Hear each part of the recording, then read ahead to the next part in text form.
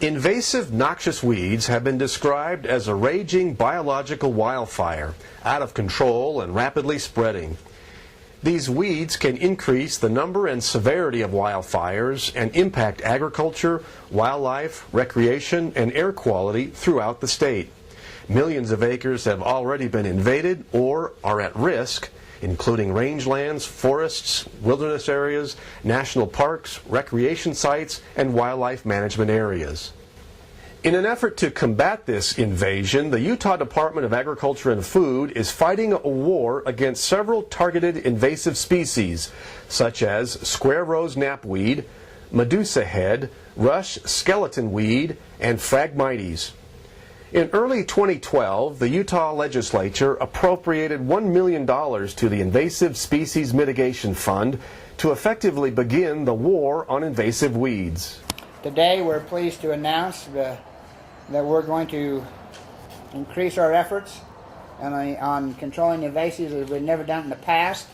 Basically now we have $2 million in the invasive species control program.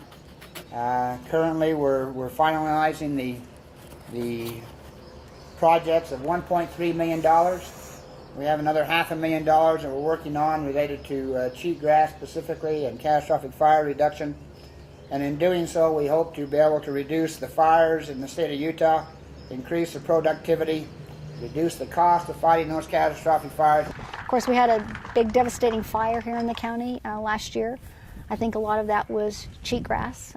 So we know that those weeds can sometimes create a problem like that for us as well, where we become a tinderbox. So, as you can see behind me, the white top, it's very, very aggressive. It spreads like crazy, spreads from the seed's head, spread from the roots, and it just kind of takes over areas. So it's really, really important that you try to take care of the weed problem beforehand, before we come in and do all this rehab work. The challenge for the county right now in that burn area is how do we address the weeds without damaging the just newly forming, budding grasses that are coming up. Well, reseeding is pretty important because it's a chance for us to get a blank canvas and put things in the habitat and the environment that we want to help Mother Nature get a leg up on coming back after a fire. I'm really happy the way this looks this year.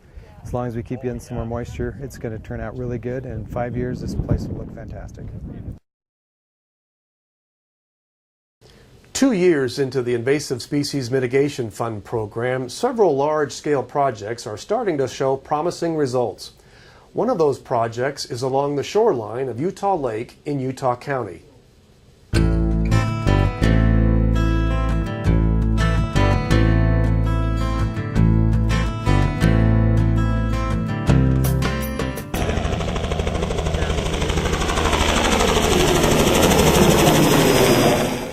Here on Utah Lake, pretty much like Great Salt Lake, the invasive species Phragmites has taken over the shoreline.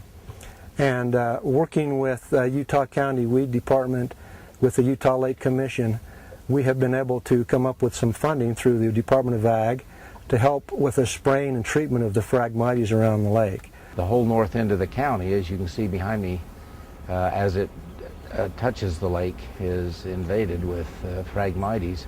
Something that is non-native and has come into the area and actually takes the lake away from people.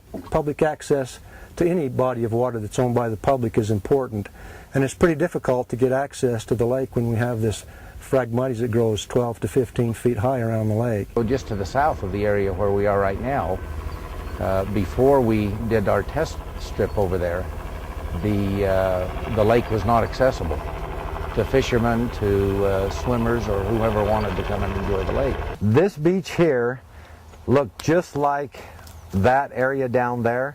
It had Phragmites going all the way out into the water. This project was our pilot project that we did, and we're on our 3rd year. So as you look at this beach, this is what we're going to have that area will look like probably in a year and a half.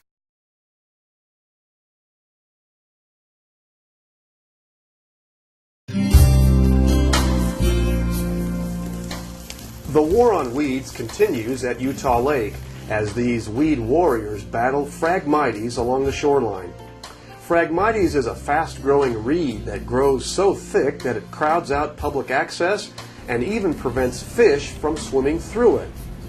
Now, in its third year, Phragmites treatments are beginning to show success, and the sandy beaches that once dotted the Utah Lake shoreline are being reclaimed. There's a lot of sand around Utah Lake.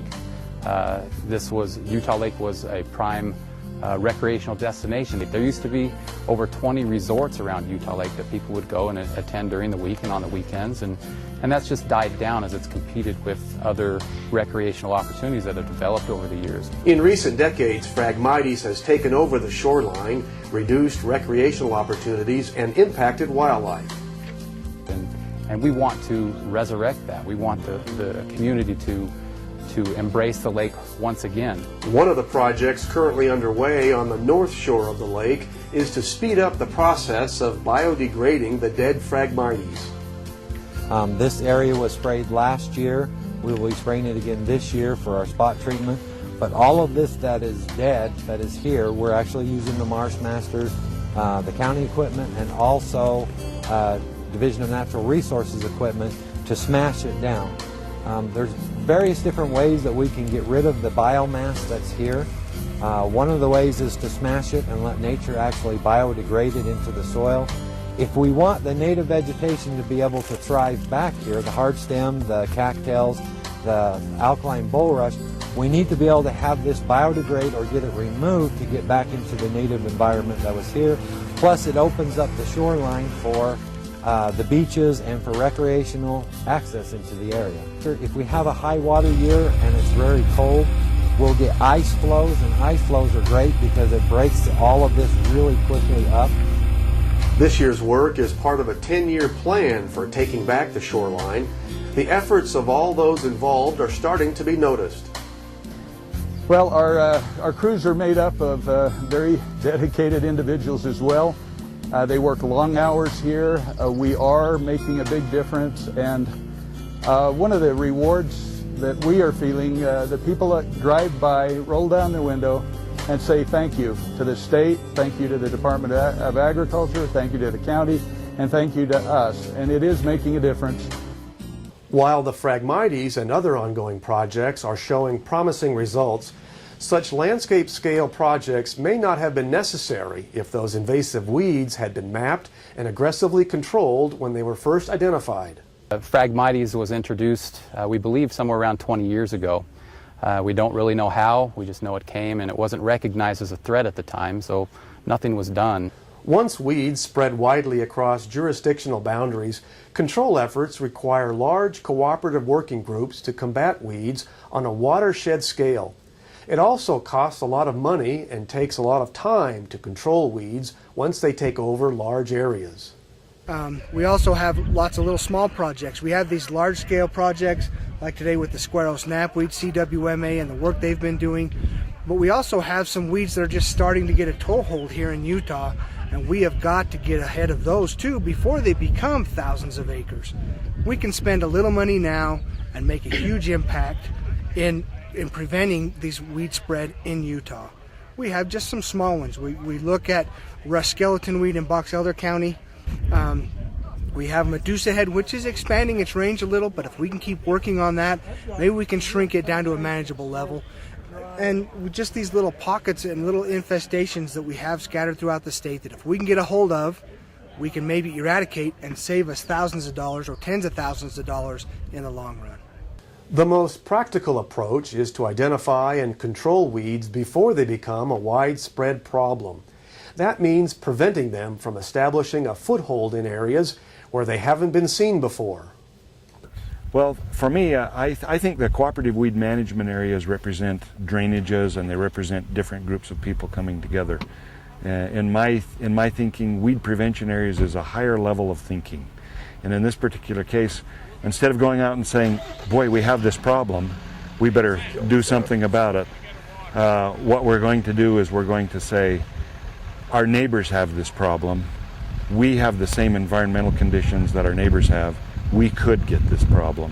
What are the steps we could take to keep from getting this problem? And that represents weed prevention thinking. And in many cases, there's an educational component so that people know what to watch for. what to look at, and what they can do in order to keep the plants from getting in there and becoming weedy in their area. I think it's a grand picture, and it represents every piece of integrated weed management that we can think of, but it is a higher level of thinking, I think. So, while there is a lot more work to do and many more weeds to tackle, state weed managers are confident they can continue to make progress in Utah's war on invasive weeds.